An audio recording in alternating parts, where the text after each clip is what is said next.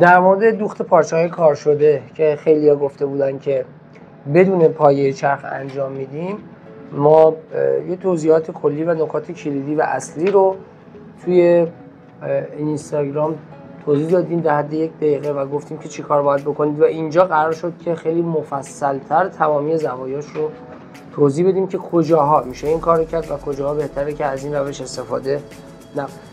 نکته اول این که حتما باید این پیش رو شل بکنید و پایه چرخ رو باز بکنید. بعد میاد سراغ صافی نختون یا فنتونتون و این رو هم بنزین نیم دور سفتش میکنید. بعد میایم سراغ درجه چرخ و این درجه چرخ رو تا آخر ریزش میکنیم، میذاریمش روی 0. دلیلش چیه که میگیم این باید روی 0 باشه؟ برای اینکه این درجه زمانی که روی 0 هست این دنده های چرخ کمترین حرکت رو دارن و ما چون پایه نداریم قرار خودمون کار رو کم و زیاد بکنیم، هرچی این حرکتش کمتر باشه و تماسش با پارچه یا دانتل اصلیمون کمتر باشه، احتمال جابجایی دانتل کمتره و ما کنترل کار رو میتونیم خودمون در دست بگیریم. پس این نکات دلایلش اینه اگر میگیم که این کار بکنیم. و هیچ یادتون باشه که این پایه چرخ به هیچ عنوان بالا نباشه، پایه حتما باید کامل پایین باشه، پاتون حتی به این بالشکی پایین هم تکیه نداده باشید، کار کاملا آزاد قرار بگیره و چرخ در حالت عادی خودش باشه. حالا اینکه ما میتونیم هر جایی از این روش استفاده بکنیم، هر جایی نمیتونیم استفاده بکنیم. چرا؟ برای اینکه جایی که قرار شما این کار رو انجام بدید باید کارتون از همه جهت‌ها کاملا سفت شده باشه، اصطلاحاً تیر شده باشه. اگر دیده باشید گلدوزی، کسی که با دست گلدوزی میکنن، اون قسمتی رو که میخوان گلدوزی بکنن، حالا تور یا پارچه رو توی یه چوب دایره مانند گرد میبندن که بهش میگن کارگاه. توی کارگاه میبندنش و کاملا کیپش میکنن، تنگش میکنن و شروع میکنن به گلدوزی کردن. اینجا هم دقیقاً باید همون حالت باشه، یعنی زمانی که من میخوام کارم رو شروع کنم به دوخت باید از همه جهات این رو سفت نگهش داشته باشم و بعد شروع به دوخت بکنم که کاملا دوختم. ببینید هر جایی رو که میخوام بریزم کاملا میتونم بریزم. اگر شل بگیرمش چی میشه؟ ببینید اگر فقط بذارمش زیر چرخ دیگه چرخ نمیدوزه. پس نکته اصلی و اولیه اینه که شما باید کار رو در همه جهات بتونید کاملا کیپ و به این شکل کاملا نگهش دارید. ببینید کاملا میدوزه. پس هر جایی نمیتونید استفاده بکنیم. چرا؟ مثلا شما اگر میخواید یه قسمتی رو که درزتون میخواید درز بغل رو بدوزید یا دو تیکه دانتل دارید که رو هم گذاشتید و میخواید بدوزید، اگر قرار باشه این کارو بکنید خیلی سخته. حالا نگیم نشدنیه ولی واقعا خیلی سخته، چون شما از همه جهت ها نمیتونید بکشیدش. وقتی من میخوام اینجا دوخت بزنم نهایتا میتونم از این سمت و این سمت کارو بکشم. این سمت کارم کشیده نمیشه، آزاد میمونه. اگر بخوام با دست بگیرمش یه مقداری واقعا هم سخته هم خطرناکه. اگر دارید برش عصایی میدوزید اون قسمت گرده و اینکه بخواید شما همه کار رو به این شکل نگه دارید و دور بزنید یه مقداری شدنی نیست. هر جایی این امکان وجود نداره که از این روش استفاده بکنید. اما برای قسمت هایی که دستتون بازه میتونید همه جهت های کار رو بگیرید، به راحتی میتونید از این روش استفاده بکنید و هیچ فرقی هم نمیکنه. من الان روی ساتن هم میدوزم که ببینید.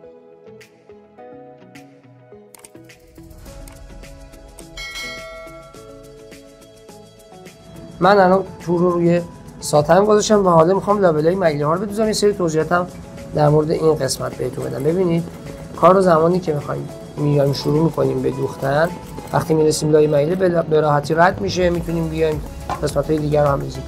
چرا با پایه نمیتونیم این کارو بکنیم؟ چون پایه وقتی فشار میاره به کار در حقیقت اجازه نمیده دیگه ملیله از این قسمت حرکت کنه. ملیله ها بین شیار پایتون گیر میکنن و سوزن وقتی باش برخورد میکنه ملیله جای حرکت نداره، همونجا ایستاده و سوزن میخوره میشکنه. اینجا چه اتفاقی میفته؟ اینجا من الان نخمم بکشم به راحتی میتونم لابلای اینا رد بشم. اگر سوزن میخواد به این لبه بخوره، چون این ملیله آزاده یه مقداری خودش حرکت میکنه به این سمت به اون سمت چپ یا راست و فضا باز میکنه برای اینکه سوزنم رد بشه. به این خاطره که شما میتونید سنگ دوز رو از لابلای سنگاش هم به این روش بدوزید اما با پایه نمیتونید بدوزید. پس دلیلش اینه در حقیقت. ببینید من الان از لابلای سنگا دارم رد میشم بدون اینکه سوزنم بشکنه. ببینید. اما توی دوخت‌های یک پایه همونجوری که گفتم دو لایه پارچه کار شده رو دارم و من زیرش پارچه رنگی تیره انداختم که کاملا ببینید. توی این قسمت چون من مجبورم به این شکل کارو بگیرم بدوزم و نمیتونم خیلی توی کشش قرارش بدم، خصوصا اگر کارم گفتم برش عصایی قسمت سینه باشه یا قوس داشته باشه، خیلی سخته که بخوام همزمان هم اینا رو صفر کنیم کاملا کیپ نگهش داره مثل پارچه‌ای که توی کارگاه خیاطی گلدوزی بسته شده باشه و هم بتونیم مسیر رو کنترل بکنیم یه دست بریم. به همین خاطر ما میگیم بهتره که 1 سانت شما کار رو خالی بکنید و این بار به جای اینکه بیام از پایه معمولی استفاده کنم میام پایه یک طرفه استفاده میکنم، پایه‌ای که یه سمتش نیست. و اما در مورد روش دوخت درزهایی که گفتیم با پایه یه طرفه یا پایه زیپ میدوزیمش، من 1 سانت کاملا مشخصه به جلو اون تا اینجا مدیده داریم. من فقط 1 سانت همه جای کارم رو این مسیر رو فقط 1 سانت خالی کردم بنزه یک جای دوخت و با چکشم خالی کردم، همون روشی که توضیح دادیم تو اینستا که چجوری این کار رو انجام بدیم و این اصلا نه آسیب دیده و نه سوراخ شده.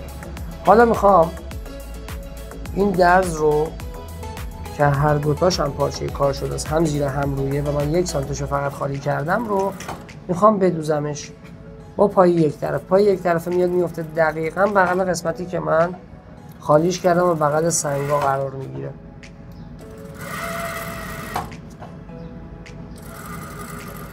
خب ببینیم چی شد.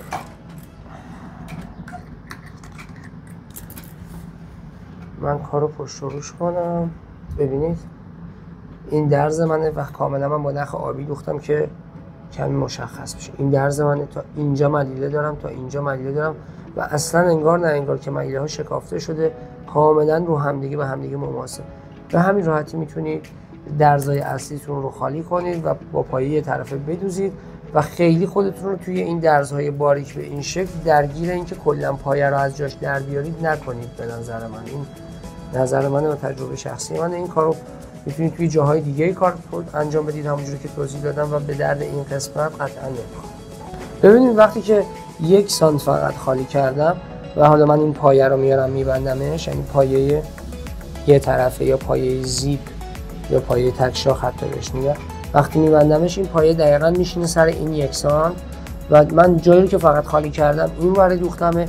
به همین راحتی میتونم کارم رو اینجوری به این شکل بدوزمش تا انتها بیام تا آخر. پس پایه یک طرفه یا پایه زیپ کاری که میکنه اینه که اجازه نمیده شما بیاید به این سمت، یعنی نیازی نیست که از یه پایه دوباره این ور بشینه و شما مجبور بشید کارتون رو زیادی خالی بکنید. با پایه زیپ به راحتی میتونید کارتون رو دوخت بزنید. اگر اصرار داشته باشید که بدون پایه و صرفا با همین سوزن بدوزی چه اتفاقی میفته، چون من کارو فقط این ور میتونم بکشم، اینجوری میشه. ببینید میدوزه آیا یا نه. ببینید من این سمت رو نمیتونم خیلی دستام بیارم چون سوزن داره میاد پایین، خیلی بهش تسلط ندارم.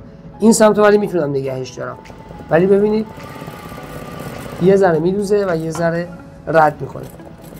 به همین خاطر میگیم توی دوخت های معمولی بهتره که این کار رو نکنید. نگاه کنید این قسمت رو کاملا دوخت رد میکنه، دونه میندازه و درشت میدوزه.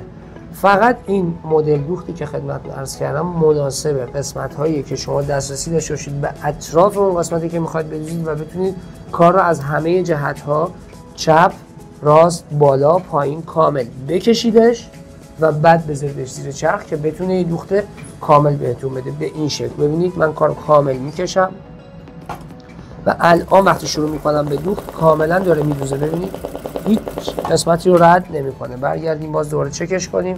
ببینید